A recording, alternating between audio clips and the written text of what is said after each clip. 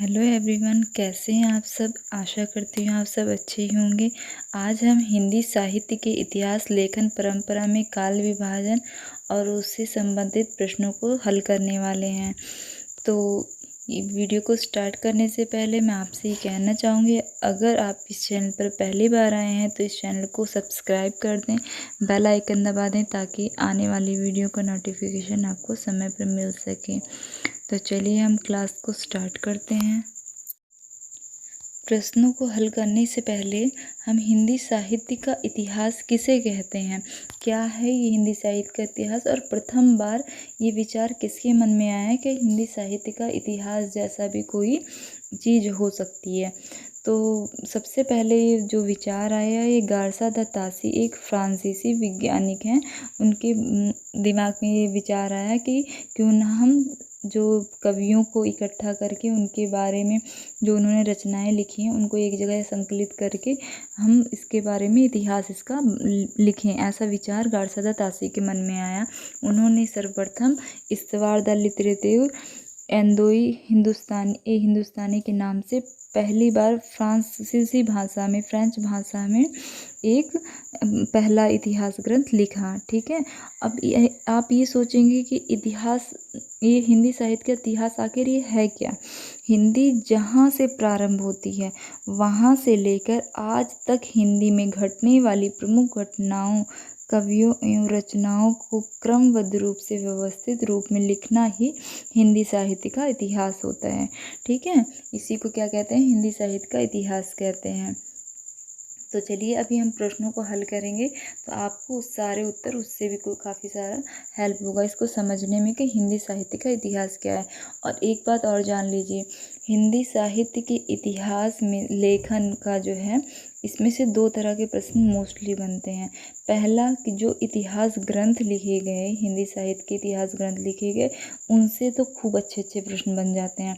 और दूसरा जो प्रश्न बनते हैं वो हिंदी साहित्य का जो काल विभाजन किया है, जैसे रामचंद्र शुक्ल हो गए, डॉक्टर नगेंद्र हो गए, मिश्र बंधु हो गए, इन सब के काल विभाजन के जो बारे में पूछते हैं कि किसने किस तरीके से कब से लेके कब तक को आदिकाल माना है, कब से लेके कब तक भक्ति काल, और कब से लेके कब तक को क्या कहते हैं वो ये आधुनिक काल माना है।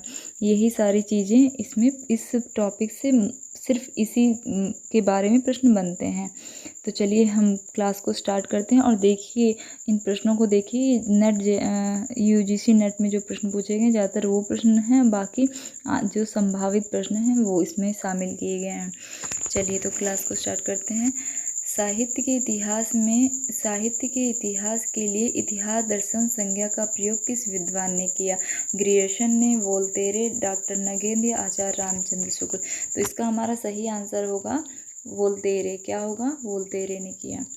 चलिए नेक्स्ट है हमारा, जबकि प्रत्येक देश का साहित्य वहाँ की जनता की चित्तवृत्तियों को संचित प्रतिबिंब होता है, तब यह निश्चित है कि जनता की चित्तवृत्ति के परिवर्तन के साथ साथ साहित्य के स्वरूप में भी परिवर्तन होता चला जाता है।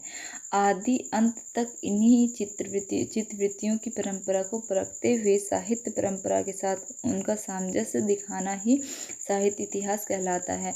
साहित्य के इतिहास के संबंध में उपयुक्त कथन किस विद्वान का है। देखिए ये है जो है, ये रामचंद्र शुक्ल का है। किसका कथन है ये, रामचंद्र शुक्ल का, आचार्य रामचंद्र शुक्ल का। इस वीडियो को स्किप मत करना। देखिए अगर आप भागोगे तो भागते ही रहोगे, अगर आप एक जगह रुक के, आप जितने मैं आपको ये प्रैक्टिस सेट दूंगी उसको आप सॉल्व करिए और फिर कुछ आप अपने अंदर खुद ही परिवर्तन देखोगे कि आपके पास खूब सारे प्रश्न आप सॉल्व कर पा रहे हो, आपको आने लग गए हैं। तो नेक्स्ट है हमारा, हिंदी साहित्य के इतिहास लेखन का सर्वप्रथम प्रयास किस विद्वान ने किया। जैसे कि भी स्टार्टिंग में मैंने आपसे बताया कि गारसा द तासी जो थे वो फ्रांसीसी विद्वान थे। उन्होंने क्या किया था, उन्होंने ही सर्वप्रथम ये विचार उन्हीं के मन में आया कि हम क्या लिखें, इतिहास लिखें। कहाँ का इतिहास, भारत के साहित्य का इतिहास लिखें। तो ये किसके द्वारा हुआ, ये गारसा द तासी के द्वारा हुआ। ये सही है। नेक्स्ट है, इस्तवार द लिटरेचर एंदोई हिंदुस्तानी ग्रंथ किस भाषा में लिखा गया। ये फ्रांस भाषा में लिखा गया। किस में लिखा गया? फ्रेंच भाषा में। बहुत ही आसान है और बहुत ही ज़्यादा इम्पोर्टेंट है। ठीक है, चलिए। इस्तवार द लिटरेचर एंदोई हिंदुस्तानी नामक इतिहास ग्रंथ के लेखक कौन है? गारसादा तासी हैं। नेक्स्ट है, केवल अतीत ही वर्तमान को प्रभावित नहीं करता, वर्तमान भी अतीत को प्रभावित करता है। इतिहास लेखन के प्रयोजन के संदर्भ में यह उक्ति किसकी है? किसने कहा था ये बात कि इतिहास ही नहीं प्रभावित करता, वर्तमान भी अतीत को प्रभावित करता है? ये बात किसने कही थी? तो ये बात हमारी जो कही थी वो कही थी टी.एस. इलियट ने। किसने कही थी? टी.एस. इलियट ने। नेक्स्ट, सन 1888 में एशियाटिक सोसाइटी ऑफ बंगाल की पत्रिका के विशेषांक के रूप में हिंदी साहित्य के किस इतिहास ग्रंथ का प्रकाशन हुआ था? तो यह मिस्र बंधु विनोद का हुआ था, इस्तवार द लिटरेचर एंदोई हिंदुस्तानी का हुआ था, हिंदी साहित्य इतिहास आचार्य शुक्लकृत इनका हुआ था, या the modern vernacular literature of Hindustani, इनमें से किसका हुआ था? तो इसका सही आंसर होगा the modern vernacular literature of Hindustani, ये हमारा सही आंसर होगा। नेक्स्ट है, ग्रियर्सन के इतिहास के विषय में निम्न में से कौन सा कथन सही है? जॉर्ज ग्रियर्सन द्वारा जो दूसरा प्रयास था ये इतिहास ग्रंथ लिखने का, वो दूसरा प्रयास जो था वो जॉर्ज ग्रियर्सन द्वारा ही किया गया था। और इनके इतिहास के विषय में कौन सा कथन सही नहीं है? क्या पूछा है हमसे? कौन सा कथन सही नहीं है? नहीं बताना है हमको। ग्रंथ को कालखंडों में विभक्त किया गया था, ये सही है या नहीं सही है? तो ये हमारा सही है, कालखंडों में विभक्त किया गया था और पहली बार कालखंडों में विभक्त किया गया था। इन्होंने पहली बार जो कालखंड में विभक्त किया इनका पहली बार था। प्रत्येक अध्याय काल विशेष का सूचक है, सही बात है। जब कालखंडों में विभक्त किया गया तो प्रत्येक अध्याय काल विशेष का सूचक तो होगा ही। इस ग्रंथ के आधार स्रोतों का उल्लेख किया गया है, सही है। जहाँ से स्रोत लिए गए हैं उसका भी उल्लेख किया गया है। काल विभाजन नहीं किया गया। देखिए यहाँ पे काल खंडों में विभाजित को हमने जब सही माना है तो ये गलत है हमारा, यानी कि ये नहीं क्या है? ये है नहीं घा। ठीक है, ये काल विभाजन नहीं किया गया, गलत है, काल विभाजन किया गया था। ठीक है, नेक्स्ट है हमारा 84 वैष्णवन की वार्ता, 252 वैष्णवन की वार्ता, भक्तमाल आदि को निम्नलिखित में से किस तत्व के अभाव के कारण साहित्य का इतिहास नहीं माना जा सकता? अब इसमें ये बताना है 84 वैष्णवन की वार्ता और 200 वैष्णवन की वार्ता जो भक्तमाल में लिखी गई थी उनमें से कौन सा ऐसा तत्व अभाव के कारण इसको इतिहास साहित्य का इतिहास नहीं मान सकते? कालक्रम सन के कारण, संवत के कारण, युगीन चेतना के कारण, या फिर प्रवृत्ति विश्लेषण के कारण, या उक्त तीनों के अभाव के कारण? तो इसका सही आंसर होगा तीनों के अभाव। ना ही उसमें कालक्रम और सन था, ना ही युगीन चेतना थी उस टाइम पे जो युगीन चेतना, ना प्रवृत्ति की विश्लेषण था, कुछ भी नहीं था। तो इसका सही आंसर होगा उक्त तीनों के अभाव के कारण। अगला प्रश्न है हमारा the modern vernacular literature of Hindustani इतिहास ग्रंथ के लेखक हैं जॉर्ज ग्रियर्सन, मिस्र बंधु, कर्नल जेम्स टाड या फिर फादर कामिल बुल्के, कौन थे? तो इसका सही आंसर होगा हमारा जॉर्ज ग्रियर्सन। क्या होगा सही आंसर? George Grierson. नेक्स्ट है हमारा गारसा द तासी हिंदी साहित्य के इतिहास के विषय में कौन सा कथन असत्य है? अभी तक हमने जॉर्ज ग्रियर्सन के बारे में जाना कि उनके इतिहास ग्रंथ के बारे में कौन सा कथन सत्य है, असत्य है। अब हम जानेंगे गारसा द तासी द्वारा लिखा गया जो इतिहास ग्रंथ था उसमें कौन सा कथन असत्य है? क्या है? असत्य। इनका प्रथम भाग सन 1839 ईस्वी में, द्वितीय भाग 1847 में प्रकाशित हुआ।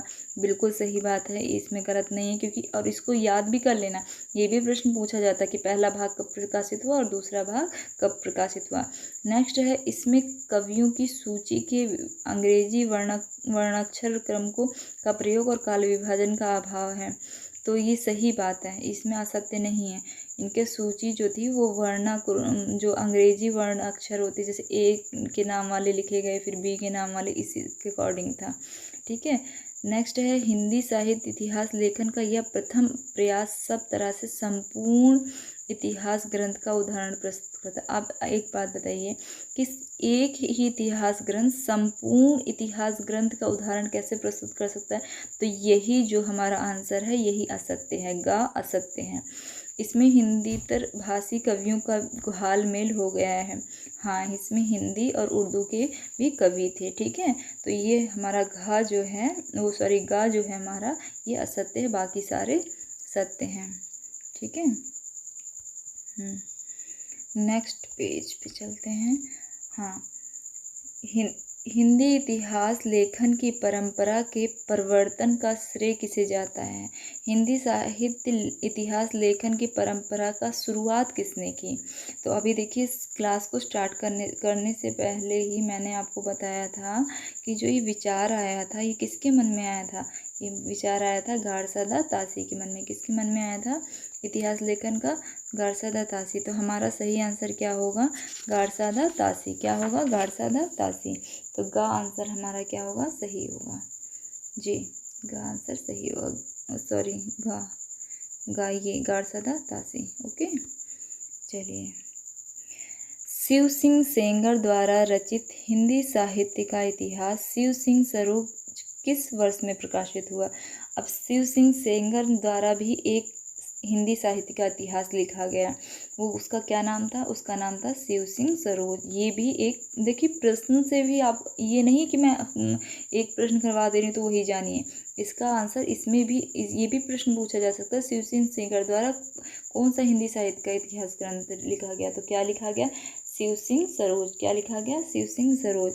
तो 1850 ईस्वी में, 1873 में, 1863 में, 1883 ईस्वी में, कौन से सन में लिखा गया? तो इसका सही आंसर होगा 1883 ईस्वी में। कब लिखा गया ये? 1883 ईस्वी में। अब देखिए, मैं आपको एक चीज़ और बताती हूँ इसमें ये भी पूछ सकता है शिव सिंह सरोज में किस वर्ष प्रकाशित हुआ, ये तो पूछ ही रहे हैं। ठीक है, वो आपने बता दिया 1883 ईस्वी में। अगर इसमें एक क्वेश्चन और बनता है कि ये इसमें कितने कवियों का उल्लेख है?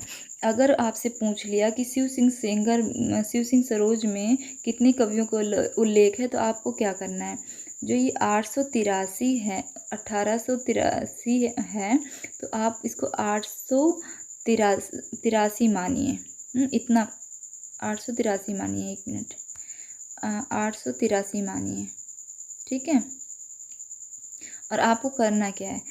ये तो इनका सन है जिसमें ये प्रकाशित हुआ है, तो इसी को आप उल्टा कर दीजिए। देखिए, 8 तो रखिए, 3 पहले लिख दो, 8 बाद में लिख दो।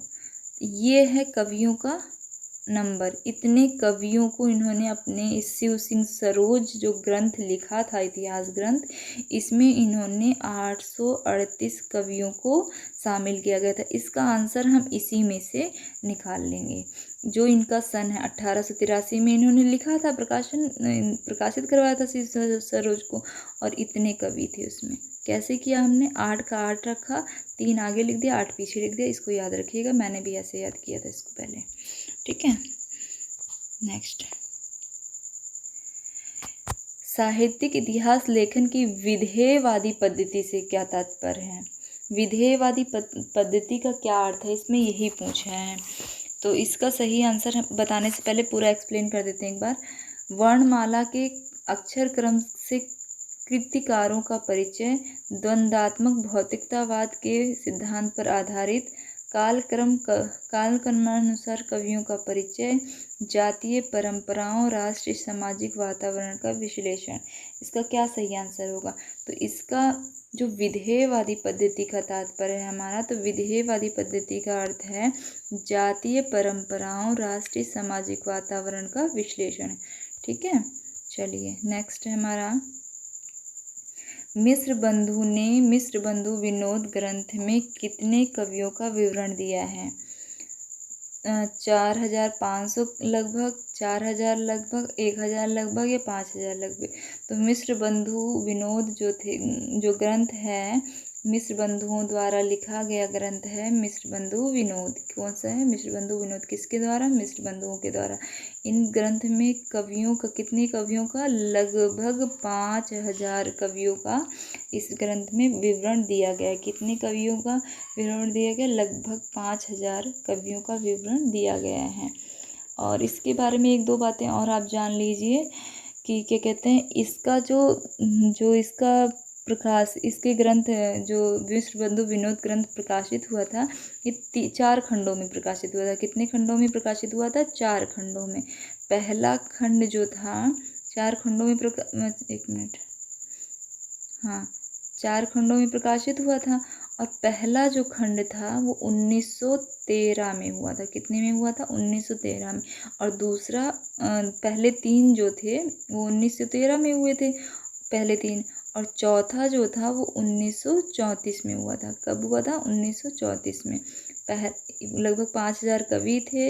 1913 में जो पहले तीन भाग 1913 में, और चौथा भाग जो था वो 1934 ईस्वी में प्रकाशित हुआ था। ठीक है। इसके मिस्र बंधु ग्रंथ जो है उसके बारे में इन्हीं से प्रश्न बनते हैं, इसके अलावा कुछ नहीं पूछते हैं इनसे। ठीक है, चलिए नेक्स्ट है मिस्र बंधु विनोद के प्रथम 3 भाग। देखिए प्रश्न वही पूछ लिया है, मिस्र बंधु विनोद के प्रथम 3 भाग कब प्रकाशित हुए थे? तो प्रथम 3 भाग कब प्रकाशित थे अभी मैंने बताया है। तो उसका सही आंसर है घ, 1913 ईस्वी में। कब हुए थे? 1913 ईस्वी में। देखिए मैं वही बता रही थी, वही पूछा हुआ है।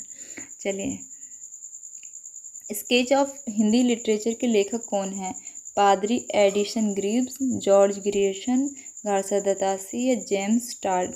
क्या है इसका सही आंसर? क्या होगा इसका सही आंसर? हमारा होगा पादरी एडिसन ग्रीव्स। क्या होगा? पादरी एडिसन ग्रीव्स, ये हमारा सही आंसर होगा। नेक्स्ट, नागरी प्रचारणी सभा द्वारा प्रकाशित हिंदी साहित्य का इतिहास के षष्ठ भाग रीति काल रीतिपद काव्य का संपादन किसने किया? डॉक्टर नगेंद्र, पारसनाथ तिवारी, विश्वनाथ प्रसाद मिश्र, श्याम सुंदर दास? किसने किया? तो इसका सही आंसर होगा डॉक्टर नगेंद्र द्वारा किया गया। किसके द्वारा किया गया? डॉक्टर नगेंद्र के द्वारा किया गया। नेक्स्ट क्वेश्चन है, हिंदी साहित्य का बृहद इतिहास किस संस्था द्वारा प्रकाशित किया जा रहा है? हिंदी साहित्य का बृहद इतिहास जो है वो किसके द्वारा प्रकाशित किया जा रहा है? तो वो हमारा नागरी प्रचारणी सभा काशी द्वारा। किसके द्वारा? नागरी प्रचारणी सभा काशी के द्वारा। नेक्स्ट है हमारा, मिस्र बंधुओं द्वारा हिंदी लिखित साहित्य का इतिहास से संबंधित ग्रंथ है। मिस्र बंधुओं द्वारा लिखित हिंदी साहित्य का इतिहास से संबंधित ग्रंथ है हिंदी नवरत्न, हिंदी साहित्य, मिस्र बंधु विनोद या शिव सिंह सरोज? तो इसका सही आंसर हमारा होगा मिस्र बंधु विनोद। क्या होगा? मिस्र बंधु, जैसे हमने अभी ऊपर पढ़ा था ना कि मिस्र बंधु द्वारा लिखित हिंदी का साहित्य ग्रंथ, तो क्या है? मिस्र बंधु विनोद, ये हमारा सही है। और शिव सिंह सरोज किसका है? शिव सिंह सेंगर का है। किसका है? शिव सिंह सेंगर का है। चलिए नेक्स्ट, मिस्र बंधु विनोद का चतुर्थ भाग, देखिए वो भी पूछा गया ना। मिस्र बंधु विनोद का चतुर्थ भाग कब प्रकाशित हुआ? 1913 में, 1934 में, 1915 में या 1929 में? इसका सही आंसर होगा 1934 में। कब हुआ? 1934 में। और पहले 3 भाग कब हुए थे? 1913। देखिए 3 से 13 याद रखिए, और 34 जो है चौथा। ठीक है, हाँ ऐसे याद रखना। ठीक है, नेक्स्ट है हमारा क्वेश्चन, गार्सा दत्तासी द्वारा लिखित इतिहास ग्रंथ का नाम है the modern vernacular literature of Hindustani annals and antiquities of Rajasthan, a short history of Hindustan, इस्तवार द लिटरेचर एंदुई हिंदुस्तानी। देखिए गार्सा दत्तासी को हमने स्टार्टिंग में पढ़ा था, तो कौन सा उनका ग्रंथ था? इस्तवार द लिटरेचर एंदुई हिंदुस्तानी। गार्सा दत्तासी का फ्रांसीसी भाषा में ना लिटरेचर को लिटरेत्यूर बोला गया है। एंदुई हिंदुस्तानी को एंदुस्तानी कहा गया है। यही समझ लीजिए गारसा दत्तासी का द्वारा लिखा इतिहास का ग्रंथ यही है, इस्तवार द लिटरेचर एंदुई हिंदुस्तानी। ठीक है, चलिए अगर आप इसको अच्छे से कर लेते हैं तो विश्वास मानिए आपके बहुत सारे प्रश्न इससे बन जाएंगे, और इससे बाहर कुछ नहीं पूछा जाता, ज़्यादातर इसमें इन्हीं सब के बारे में पूछा जाता है। सच्चे अर्थों में हिंदी साहित्य का पहला इतिहास ग्रंथ कौन सा है? सच्चे अर्थों में पहला इतिहास ग्रंथ कौन सा है? मिश्र बंधु विनोद है। हिंदी साहित्य का इतिहास रामचंद्र शुक्ल है। The modern vernacular literature of Hindustani है, या भक्तमाल है? कौन सा इसका सही आंसर होगा? तो इसका सही आंसर हमारा होगा the modern vernacular literature of Hindustani. ये किसके द्वारा लिखा गया? The modern vernacular literature of Hindustani, एक जॉर्ज ग्रियर्सन। क्या नाम था इनका? George Grierson. The modern vernacular literature of Hindustani जो ग्रंथ, ये पहला सच्चे अर्थों में हिंदी का पहला इतिहास ग्रंथ ये। तो उसको क्यों नहीं माना गया सच्चे अर्थों में? विद्वानों ने इसको क्यों माना इस ग्रंथ को? तो इसका भी काफ़ी रीज़न थे, उसको बाद में आप पढ़ लीजिएगा या फिर मैं बता देती हूँ थोड़ा बहुत। इसलिए माना गया क्योंकि उसमें काल विभाजन नहीं किया गया था, और ज़्यादातर उर्दू भाषी कवियों को उसमें शामिल किया गया था। हिंदी भाषी कवियों को शामिल ही या बहुत नाम मात्र के थे कवि।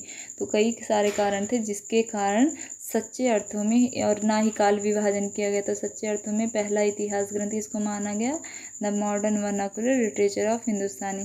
कंफ्यूज मत होना, ये गारसा दत्तासी का जो था वो एंदुई हिंदुस्तानी करके था, और ये है लिटरेचर और लिटरेच्यूर। देखो फ्रांसीसी भाषा में लिटरेचर को क्या बोलते हैं? लिटरेच्यूर बोलते हैं, इसलिए वो गारसा दत्तासी का है, और ये लिटरेचर लिखा है यानी कि जॉर्ज ग्रियर्सन का है। कंफ्यूज मत होना, दोनों अलग अलग हैं। ठीक है, चलिए हाँ, तो इसका सही आंसर हमारा ये होगा। ठीक है, चलिए नेक्स्ट है हजारी प्रसाद द्विवेदी द्वारा रचित इतिहास ग्रंथ कौन सा नहीं है?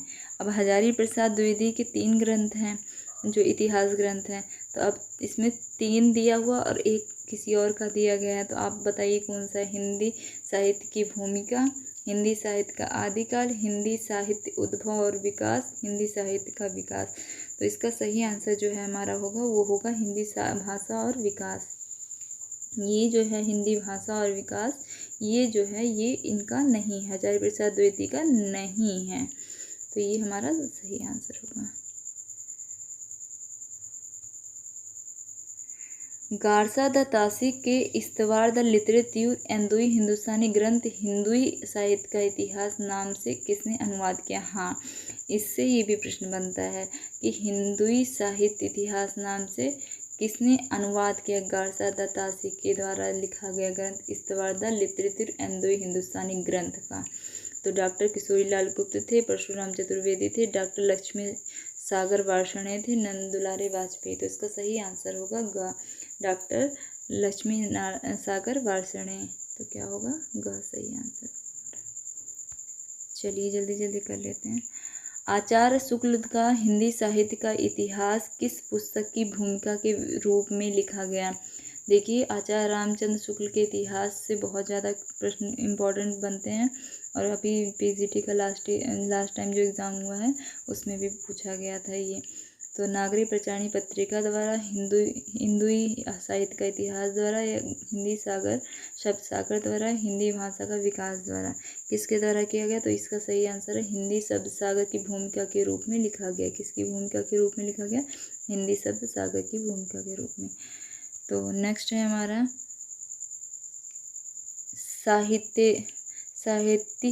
साहित्य इतिहास के अंतर्गत सबसे अधिक महत्वपूर्ण है। युग चेतना का सिद्धांत, उपयोगितावाद का सिद्धांत, द्वंद्वात्मक भौतिकतावाद का सिद्धांत, या फिर विकासवाद का सिद्धांत। तो इसका सही आंसर हमारा होगा युग चेतना का सिद्धांत। अगर आप साहित्य लिख रहे हो तो आपके अंदर युग की चेतना नहीं रहेगी, जो जैसा चल रहा है उसके अकॉर्डिंग नहीं लिखोगे तो आपकी रचना को कौन पढ़ना पसंद करेगा? आप बताइए। तो युग चेतना का सिद्धांत जो है वो मस्ट है। ठीक है, चलिए नेक्स्ट है हमारा साहित्यिक इतिहास के अंतर्गत सबसे अधिक विवादास्पद कार्य है? रचनाकार के जन्म व जन्मतिथि निर्धारित करना, रचनाओं को प्रमाणिकता सिद्ध करना, काल निर्धारण व नामकरण करना, किसी कृति का सही भाषा रूप निर्धारित करना। साहित्यिक इतिहास में किस अंग का जी हाँ, इसमें कौन सा सही होगा? रचनाओं के जन्म स्थान व जन्मतिथि को निर्धारित करना। क्या ये विवादास्पद नहीं है? बताइए, विवादास्पद है कि नहीं है? तो हमारा जो सही मायने में ये विवाद जन्म तिथि निर्धारण करना, उसमें हमें निर्धारित थोड़ी ना करना है। अगर जो है वो है, जो नहीं है वो नहीं है। ठीक है। रचनाओं की प्रमाणिकता सिद्ध करना, ये भी कोई सिद्ध करने के वो है नहीं। अगर सारे उसके फैक्ट, सारे तथ्य मिलते हैं तब वो प्रमाणिक है, नहीं तो नहीं है। इसमें विवादास्पद नहीं है। तो काल निर्धारण व नामकरण करना जो है ये विवादास्पद है। कौन सा है? काल निर्धारण और नामकरण। तो ये हमारा सही आंसर होगा। अधिक विवाद, सबसे अधिक विवाद है तो सब में विवाद। देखिए, अभी प्रमाणिकता सिद्ध करने में भी आपने रचनाएं पढ़ी होगी तो कोई प्रमाणिक मानता है, कोई नहीं मानता, सब में विवाद है। लेकिन सबसे अधिक विवाद पूछ रहे तो यही है, काल निर्धारण व नामकरण सबसे अधिक विवादित है। नेक्स्ट है हमारा, साहित्यिक इतिहास के किस अंग का अध्ययन सर्वाधिक महत्वपूर्ण है?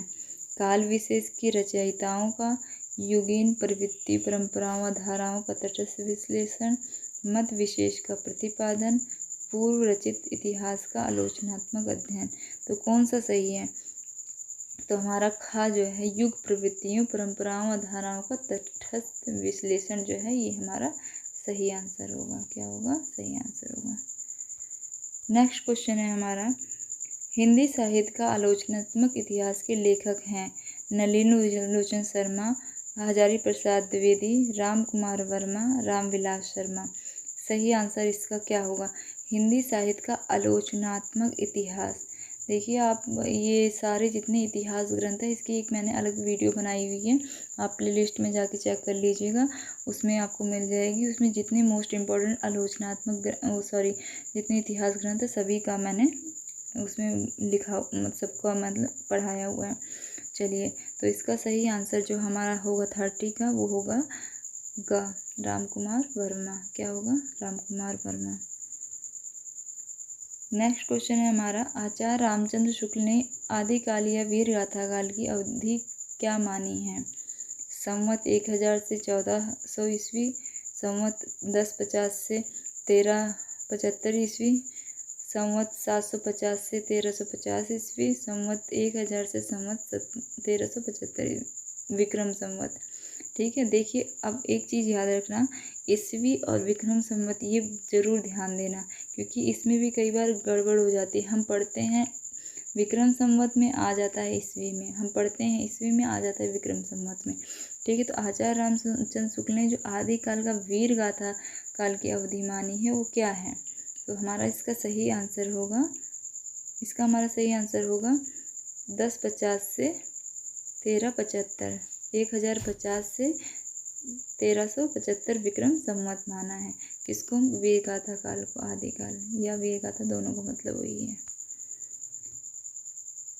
नेक्स्ट क्वेश्चन है हमारा, रामचंद्र शुक्ल ने हिंदी साहित्य का इतिहास का प्रकाशन पहले किस नाम से, ये जो आचार्य रामचंद्र शुक्ल का हिंदी साहित्य का इतिहास ग्रंथ है इसका प्रकाशन पहले किस नाम से हुआ था? देखिए, आचार्य रामचंद्र शुक्ल बहुत इम्पोर्टेंट है, इनको बहुत अच्छे से पढ़ना है आपको। तो हिंदुई साहित्य का इतिहास, हिंदी साहित्य का इतिहास, हिंदी साहित्य की पूर्व पीठिका या हिंदी साहित्य का विकास। तो इसका सही आंसर जो हमारा होगा वो होगा हिंदी साहित्य का विकास। क्या होगा? हिंदी साहित्य का विकास, ये सही है। नेक्स्ट क्वेश्चन है, रामचंद्र शुक्ल का हिंदी साहित्य का इतिहास कब प्रकाशित हुआ? 1829 में, 1929 में, 1931 में, 1929 विक्रम संवत। देखिए, वी और ई ये जरूर देख लीजिएगा, नहीं तो गड़बड़ हो जाएगी। तो इसका हमारा जो सही आंसर होगा वो होगा 1929 ईस्वी में। कब? देखिए, विक्रमी भी दे रखा, ये भी दे रखा, तो ये हमारा गलत होगा, ये हमारा सही होगा 1929 ईस्वी। मैं इस्लाम के महत्व को भूल नहीं रहा हूँ, लेकिन जोर देकर कहना चाहता हूँ कि अगर इस्लाम न आया होता तो भी यह साहित्य, भक्तिकालीन साहित्य की बात हो रही है, का बारह आना वैसे ही होता जैसा आज है। यह पंक्ति किस विद्वान की है? आचार्य हजारी प्रसाद द्विवेदी, रामचंद्र शुक्ल, नलिन विलोचन शर्मा या विश्वनाथ प्रसाद मिश्र। ये पंक्ति किसकी है? तो ये पंक्ति हमारी है आचार्य हजारी प्रसाद द्विवेदी। किसकी है? आचार्य हजारी प्रसाद द्विवेदी। चलिए नेक्स्ट क्वेश्चन है हमारा, संपूर्ण मध्यकाल की विभिन्न धाराओं और प्रवृत्तियों का तदयुगीन मुस्लिम प्रभाव की देन के रूप में स्वीकार करने वाले विद्वान हैं? हजारी प्रसाद द्विवेदी, रामविलास शर्मा, नलिन विलोचन शर्मा या फिर आचार्य रामचंद्र शुक्ल। तो इनका सही आंसर होगा आचार्य रामचंद्र शुक्ल। कौन है? आचार्य रामचंद्र शुक्ल। नेक्स्ट क्वेश्चन है हमारा, रामचंद्र शुक्ल ने अपना इतिहास ग्रंथ किस पद्धति पर लिखा? तो ये इन्होंने जो अपना इतिहास ग्रंथ लिखा था ना वैज्ञानिक वैज्ञानिक पद्धति पे लिखा, ना वर्णानुक्रमानुसार, ना ये सही है विधेयवादी पद्धति, जैसा कि हमने पीछे पढ़ा था। ठीक है। नेक्स्ट है हमारा, तज़किरा ई सुअराई हिंदी नामक ग्रंथ के रचनाकार कौन है? George Grierson, Garcin de Tassy, doctor Mohan या मौलवी करीमुद्दीन। तो इसका सही आंसर होगा Maulvi Karimuddin is right answer. Next question है हमारा, साहित्यिक इतिहास लेखन के समय साहित्य के अंतर्गत सम्मिलित किया जाना चाहिए। धार्मिक इतिहास, रस साहित्य और ज्ञानात्मक साहित्य, लोक साहित्य या आध्यात्मिक साहित्य, क्या शामिल किया जाना चाहिए? तो इसका साहित्यिक इतिहास लेखन के समय क्या सम्मिलित किया जाना चाहिए? रस साहित्य और ज्ञानात्मक साहित्य। नेक्स्ट क्वेश्चन है हमारा, हिंदी साहित्य की भूमिका रचना किसकी रचना है? हिंदी साहित्य की भूमिका किसकी रचना है? हजारी प्रसाद द्विवेदी की, डॉक्टर नगेंद्र की, राम कुमार वर्मा की या नंद दुलारी वाजपेयी की। तो इसका सही आंसर होगा हिंदी साहित्य की भूमिका। और ये हजारी प्रसाद द्विवेदी की 3 जो इतिहास ग्रंथ हैं इसको बहुत अच्छे से कर लेना, ये भी पूछे जाते हैं अक्सर। तो हजारी प्रसाद द्विवेदी की, किनकी है? हजारी प्रसाद। ये भूमिका किसके द्वारा? हजारी प्रसाद द्विवेदी द्वारा। नेक्स्ट है, हिंदी साहित्य का संक्षिप्त इतिहास के लेखक हैं? विश्वनाथ त्रिपाठी, रामचंद्र शुक्ल, हजारी प्रसाद द्विवेदी, राम स्वरूप चतुर्वेदी। तो कौन होंगे? तो होंगे विश्वनाथ त्रिपाठी। कौन है? विश्वनाथ त्रिपाठी। संक्षिप्त क्या है? हमारा विश्व कैसा हो गया? संक्षिप्त हो गया। कैसे संक्षिप्त हो गया है? तो संक्षिप्त ऐसे हो गया है कि देखिए, अब हम वीडियो कॉलिंग के थ्रू किसी से बात कर लेते हैं या फिर हमें फ़ोन फटाफट करके किसी से बात कर लेते हैं, समझो, या एरोप्लेन के द्वारा हम बहुत ही जल्दी कहीं से कहीं तक पहुंच जाते हैं। तो इसलिए क्या हो गया? संक्षिप्त हो गया। विश्व कैसा हो गया? संक्षिप्त। विश्वनाथ त्रिपाठी द्वारा रचित इतिहास संक्षिप्त इतिहास। ठीक है, ऐसे याद कर लेना, दिमाग में बिठा लेना है। ठीक है। चलिए, हिंदी साहित्य का दूसरा इतिहास किसकी कृति है? ये डॉक्टर बच्चन की कृति है। ये उस वीडियो में जाकर देख लीजिएगा, मैंने पढ़ाया हुआ है। हजारी प्रसाद द्विवेदी, बच्चन सिंह, रामचंद्र शुक्ल। तो इसका सही आंसर हमारा क्या होगा? बच्चन सिंह। क्या है? बच्चन सिंह।